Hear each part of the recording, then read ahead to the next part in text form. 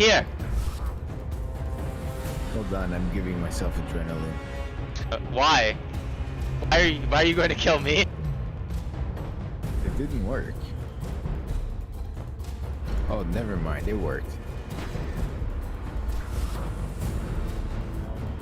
Good job, you killed it. What do you mean, good job? God damn it, I'm going for another box. I got another one. You threw it too hard.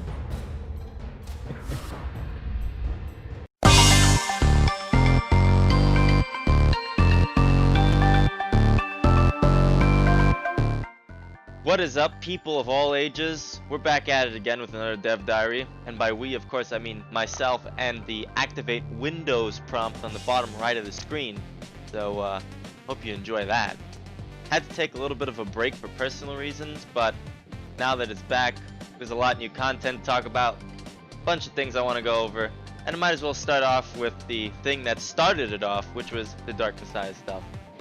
I want to start off by saying, again, thanks for all the support that's been coming through for this mod. You know, tiny community, but everybody's really, well knit together. We've been working back to back, people join the Discord, helping out with any way they can, really. Some people helping with the tools, some people helping with the assets, some people just offering their hand in testing, and we've gotten a lot of stuff done to make this thing stable so far. So I gotta start off the video with that, because it's probably the biggest thing that I could have never seen this, so really appreciate it on that front. So let me recap and fill in some gaps as to what happened between the last time I've updated and now.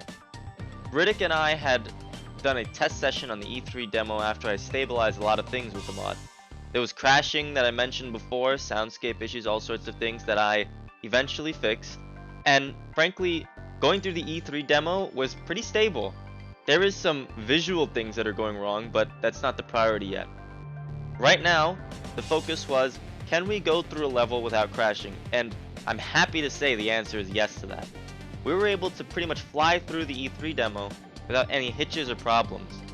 There were some unexpected things that were happening.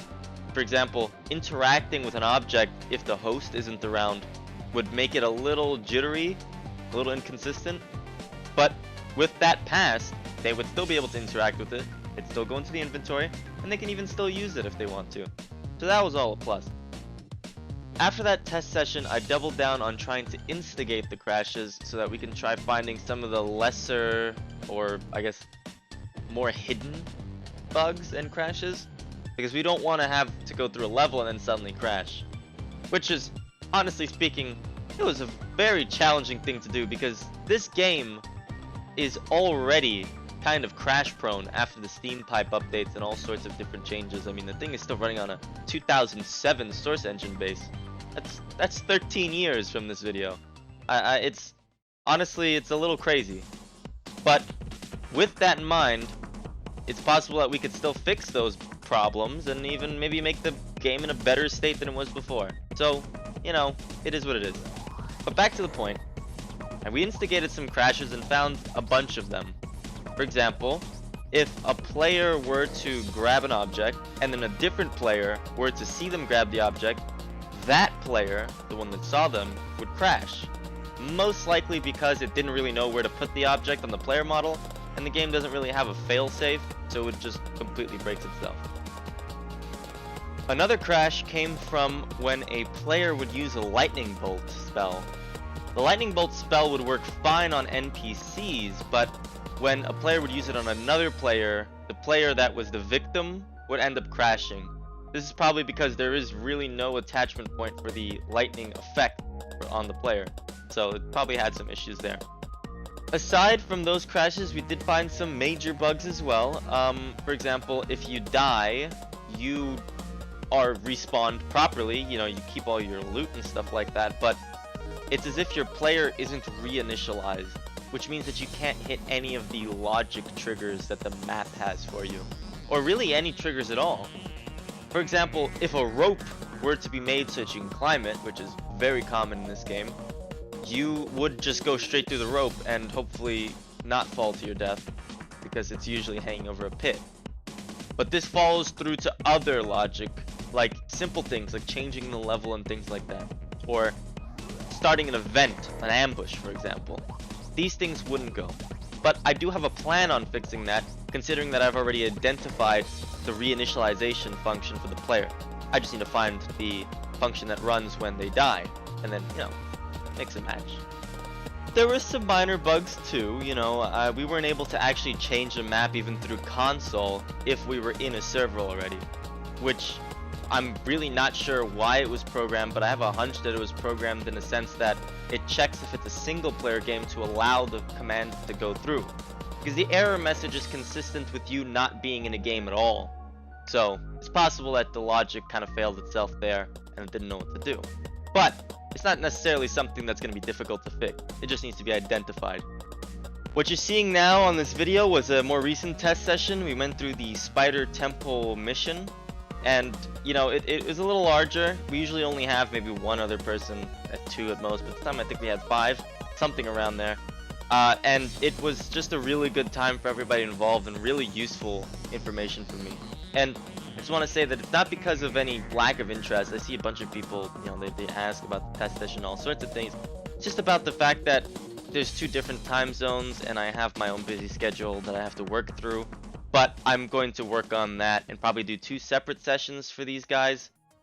Everybody gets involved. I get double the data. It's all sorts of good information there. And really that would be the kind of the current planning objective of it.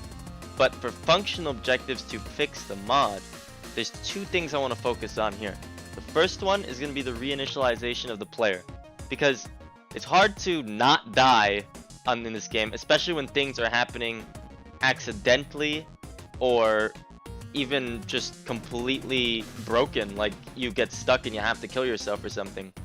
That kind of stuff, it takes a player out of the game. They can't really do much, can't contribute, so that's a little stupid on that front. The second thing would be to fix the object interactions, to stop people from crashing when they grab an object. Because one thing we did notice in those group sessions is that when you're in the heat of combat, when you're slicing orcs, when you're kicking goblins, all sorts of things, sometimes just instinctively grab a box to hurl at somebody and you realize that you just destroyed 4 other people's computers. And we don't want that.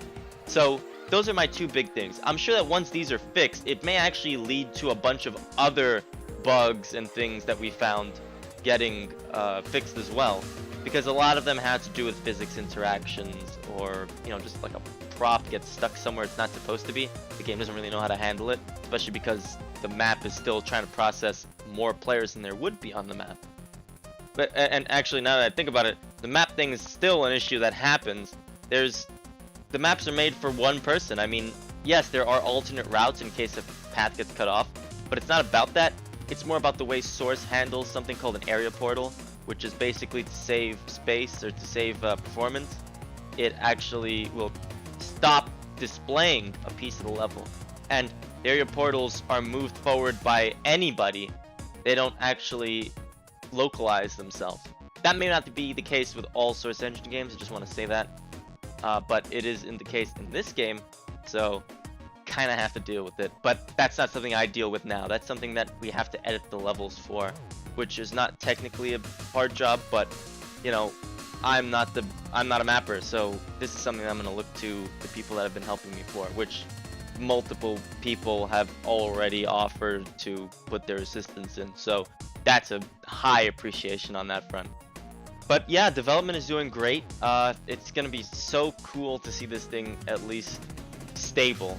I'm not even talking about, having the extra cooperative features in it, but just stable enough for multiple people to play, because it's just a good time there. Maybe afterwards we add a player model or something. I don't know, maybe. But yeah, that would be it for this. As always, if you have anything about the video you want to say, feel free to say it. If you like the video, like it. If you like videos, subscribe. If you want to come into test sessions, feel free to join the Discord. It's all there. And welcome back. It's good to be able to talk again, and I hope to see you in the next video.